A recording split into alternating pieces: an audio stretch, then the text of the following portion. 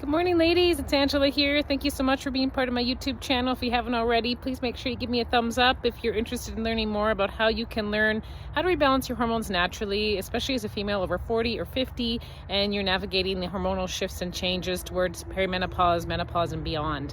There's so many things going on in our body, and I am in this time of life as well, and it became really apparent to me this week when I had an extra family life stressor come up for me that stress is one of the biggest sabotagers of our hormone balance in this time of life, for sure.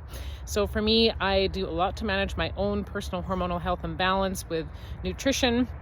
I even take some specific supplementation based on lab testing, including even my genetic testing. I do a lot of things around exercise. I try and get enough sleep. And I really do my best to manage stress, but sometimes stress can get the better of us. And it was so apparent to me this week because of all the stress I had going on in my family, with one of my children having an injury, and we had surgeries and broken limbs and this kind of thing.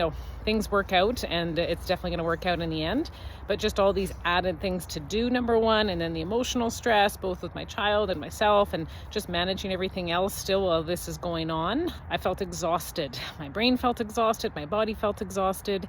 And I really hadn't done anything different with my lifestyle than I've been doing all the way along here. And I had been feeling pretty good overall. We can't underestimate how much stress impacts our ability to balance hormones, especially the hormones that help us maintain our energy, our mood balance, and just help us feel vital. So what happens when we have too much stress is it starts to actually deplete some of our hormones more quickly. In particular for females, especially if you're in your 40s, progesterone.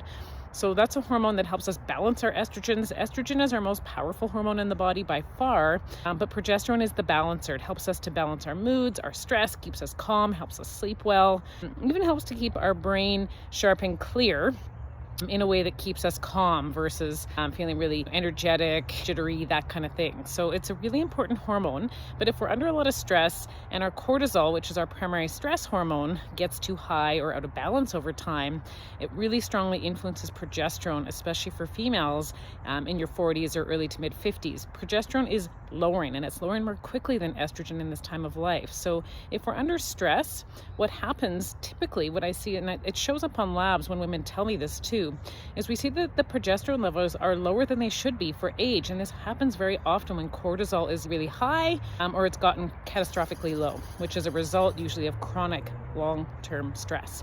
So we need to be thinking, what can we do to help balance these sex hormones in the face of stress?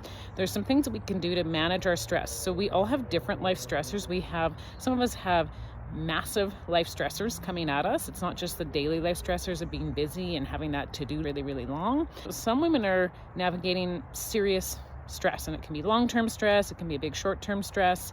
But we really need to be thinking, what are the things that we can do to help us navigate the feeling in our body when we're stressed? Breathing is really important. Often we forget to do this. Many women breathe in their upper chest and their shoulders and their neck when they're stressed. They forget to take some deep breaths through their abdominal cavity, their diaphragm, their rib cage. And it's surprising, but the physiology of just breathing actually helps us to calm our stress. So something so simple, but it can make a huge difference.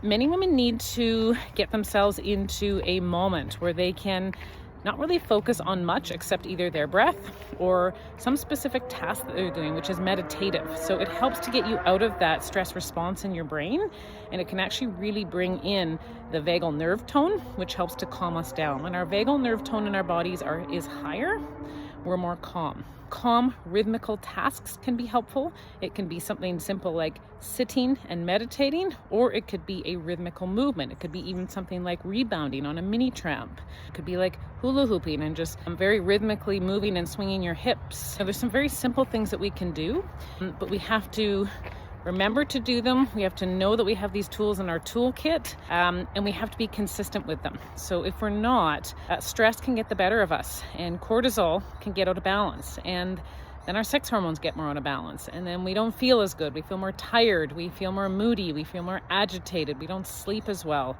and then we can't show up as the best version of ourselves. And if the stress goes on for long enough and the hormones get out of balance enough, it can lead to disease processes as well. If we get too out of balance with our estrogen and progesterone, our two primary female sex hormones, it definitely can contribute to what's called estrogen dominance.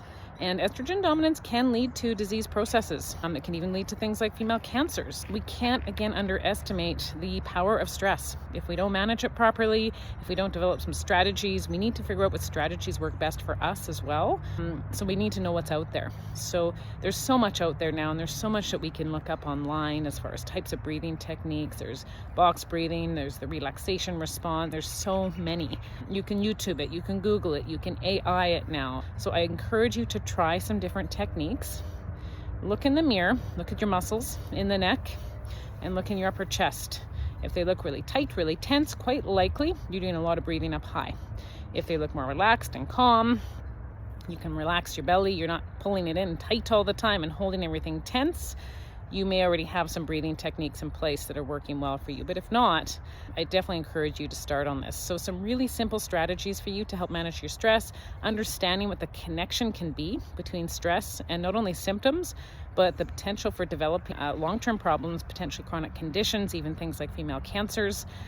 We have to get on top of this now. And most women that I see that have a lot of stress that's not managed well, they do have many more symptoms with the transition into perimenopause and menopause. So if you want to decrease your symptoms and you're thinking that you need to bring in, another pill, another hormone, this type of thing, you may need to, maybe you need that, maybe you don't.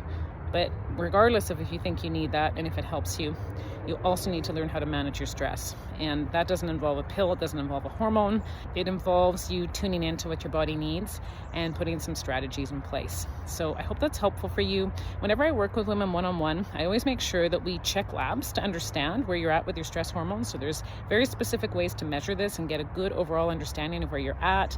I also have very detailed intake forms and questionnaires that help you quantify where you're at with your stress and how you generally respond to stress. And this helps us to understand how to create a customized strategy for you for your short and long-term stress response management strategy, which again, over time can help you balance hormones, help you become less symptomatic with the perimenopause, menopause transition. And in the big picture, it can really actually help you to defend against things like disease processes setting in. So why not try it? If you want to reach out, if you want to learn how you can connect with me and get the proper labs done to not only look at your stress hormones, but your sex hormone levels and where the balance is in all of this mix as the hormones shift and change into perimenopause, menopause, and beyond, please feel free to reach out to me. You can connect with me anytime. So please go to my website, www.angelasimpsonfunctionalmedicine.ca. There is a place there for you to book a complimentary consult. I would be happy to talk to you about your health, talk about your top concerns, see if it may be a good fit for us to work together to help you get to the root cause of your hormone imbalance symptoms, especially in perimenopause, menopause, and beyond, and how to develop a long-term plan for healing and rebalancing and preventing disease. So again, please feel free to reach out to me anytime. If you haven't already, please make sure you like me on my socials. So my YouTube channel, Angela Simpson Functional Medicine, my TikTok channel, Angela Simpson Functional Medicine, and I also have an Instagram and Facebook page, and I have a Facebook group if you haven't already joined it, Functional Medicine for Hormonal Imbalances. It's a group of over 7,000 women and awesome women there looking for answers just like you for how to naturally balance your hormones as you move into perimenopause, menopause, and beyond. So